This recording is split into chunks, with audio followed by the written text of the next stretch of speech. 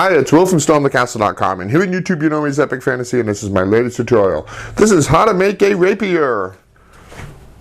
Alright, everyone probably recognizes that. Wonderful basket work and guard work around the handle, right?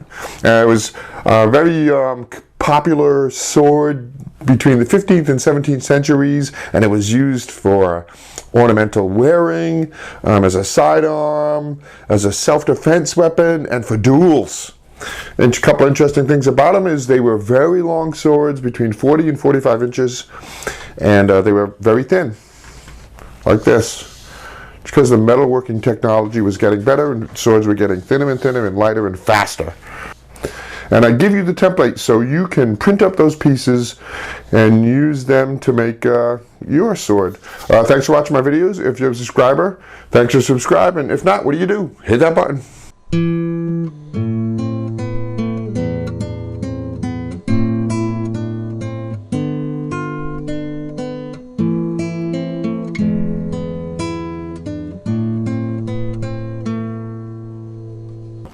Okay, so this sword is kind of thin, it's only 1.5 inches wide, but we're going to make it in a way so that it's still nice and strong. Grab yourself a sheet of foam board and cut off a length that is 3 inches wide. Now by a length I mean go the long ways on the foam board, the 30-inch way, so we get a 30-inch blade. And then mark a line down the center of it, so it's 3 inches wide, so mark a line down the center, which means 1.5 inches. There you go. Now cut through the top layer of paper right along that line.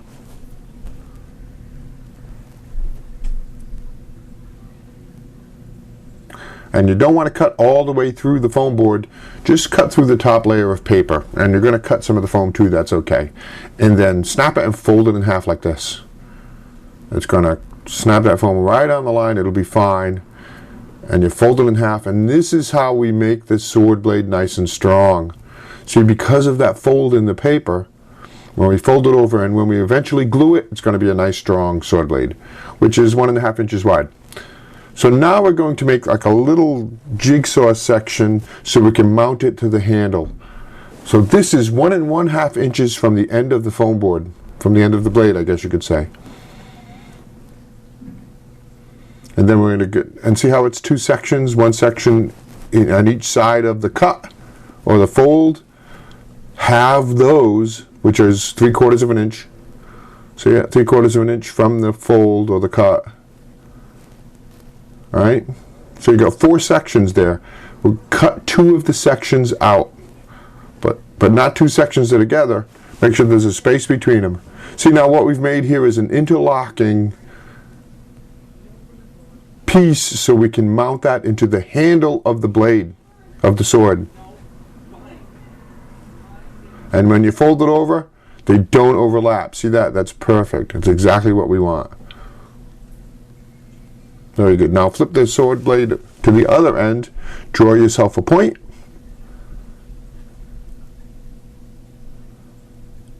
Anywhere you want. It can be straight, it can be bowed. And then cut it. And that's it. We've just about done making the blade of the sword, and it's going to be pretty strong.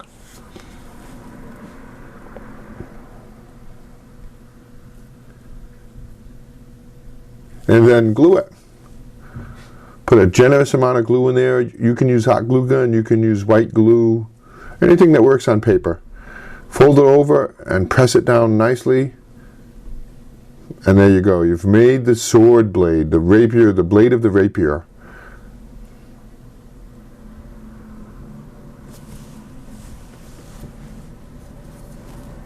So there's no template for that because that's pretty easy.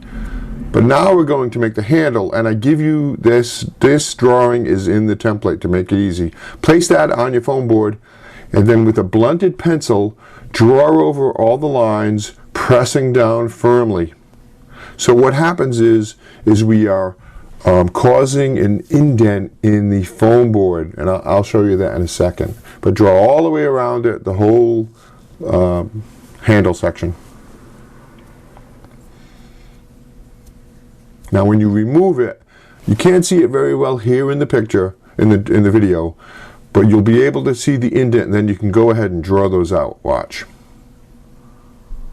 And only do one, and I'll show you why in a second.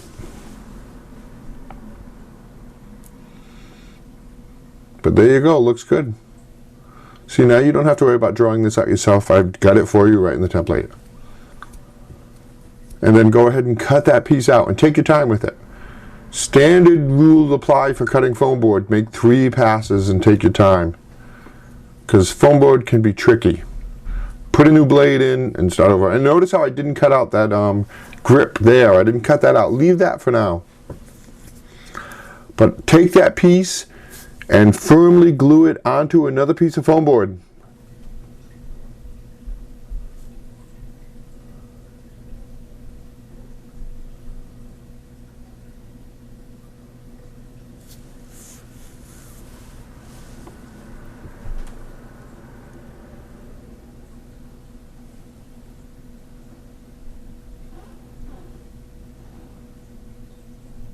And then go ahead and cut that double stack out now.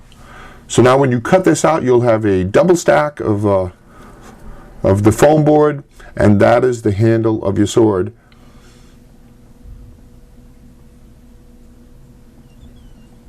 And doing it this way is better, where you cut one piece and then glue it down, because of those kind of delicate parts there.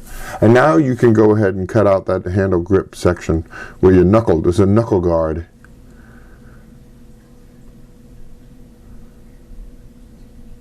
See, so now one more thing.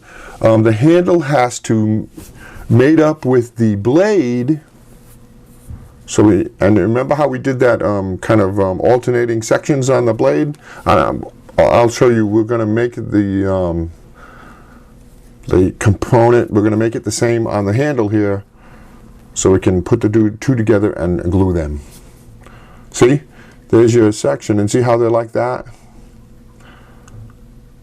And it's going to go into the handle just like that. So what you do is you draw a line and draw another line this way at the midsection. Same on the back of this handle.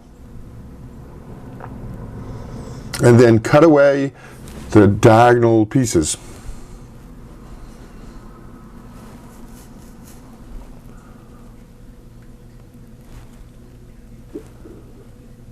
So you cut away that section there, and because you glued it, it's going to be a little bit tricky, but that's okay. Cut out all the foam and then scrape away any of the excess.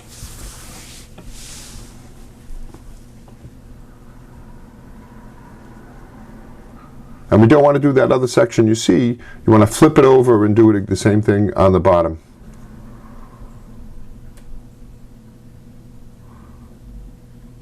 Which means you're going to do this one.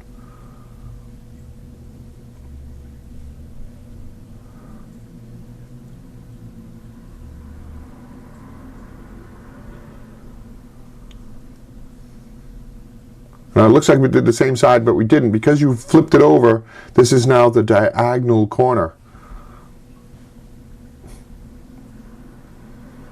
There we go. Scrape away all the excess. Now you're going to be able to put that sword together just like this and glue it. Trim it as needed. I had to trim it a little bit because of that gap. Trim it so you get a nice fit and glue it.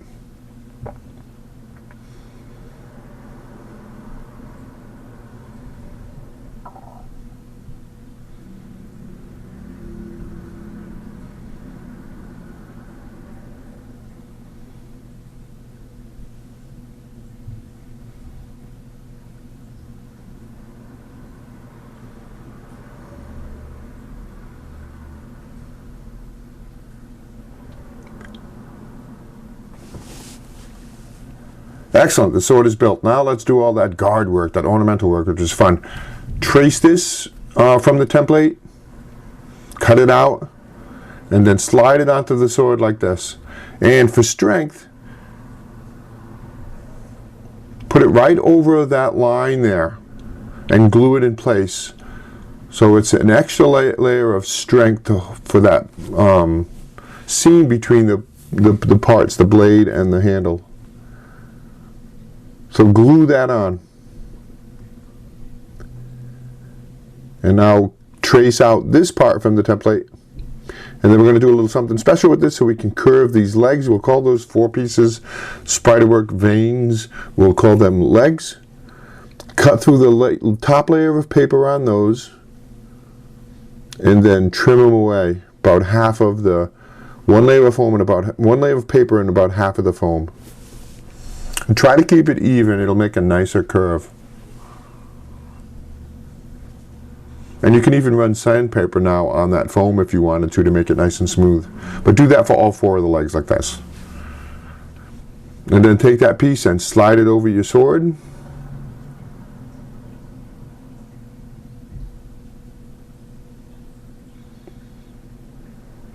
To about there. So you're not going to slide it all the way down to that guard. I'll show you.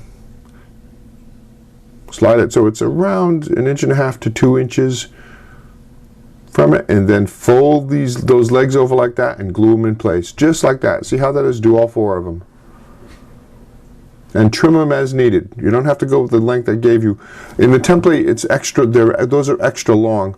That way you have wiggle room to trim them as you need them. But there you go. So that's good. Very nice. Very unique sword. Now we're going to finish off the making of the sword by adding those handguard pieces. And I'm going to do 3 of them. And these strips, these aren't in the template. Cut yourself several long strips. And mine are 3/8 of an inch wide. And we're going to glue one to that there. And then when the other end goes on the knuckle guard.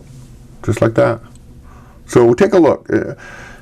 Those strips also, I didn't mention it, but you also cut those strips in half, just like we did for the legs on the other piece.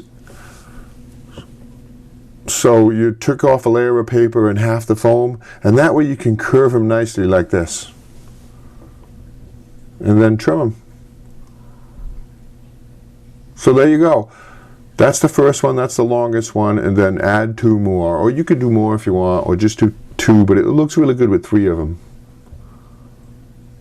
I'll show you.